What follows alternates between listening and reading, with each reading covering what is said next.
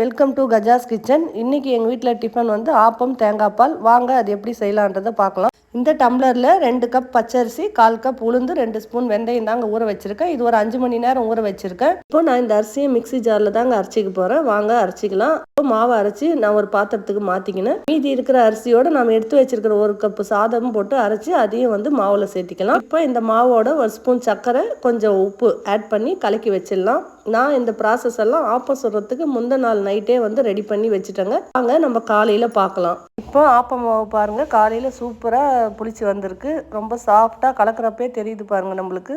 இப்போ எனக்கு தேவையான மாவு மட்டும் நான் இன்னொரு பாத்திரத்துக்கு மாற்றிக்கிறேங்க. இதில் வந்து நான் வந்து தேங்காய் பால் ஆட் பண்ணிக்கிறேன். மொத்த மாவுலையும் தேங்காய் பால் ஆட் பண்ணக்கூடாது. அதனால் எனக்கு தேவையான மாவில் மட்டும் கலந்துக்கினேன். இப்போ ஆப்பத்துக்கு நான் வந்து திக்கான தேங்காய் பால் எடுத்து வச்சுருக்கேங்க. அதோட ஏலக்காய், சர்க்கரை போட்டு கலந்து எடுத்து வச்சுருக்கேன். நான் இன்றைக்கி நான்ஸ்டிக் ஆப்பத்தவா தாங்க எடுத்திருக்கேன்.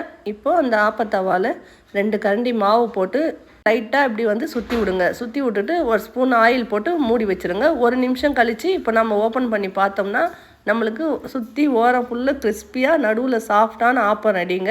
தேங்காய் பால் ஊற்றி சாப்பிட்லாம். நீங்களும் இந்த மெத்தடை ட்ரை பண்ணி பாருங்கள். உங்களுக்கு பிடிச்சிருந்தா லைக் பண்ணுங்கள், ஷேர் பண்ணுங்கள், கமெண்ட் பண்ணுங்கள். மறக்காமல் சப்ஸ்கிரைப் பண்ணுங்கள். தேங்க்யூ.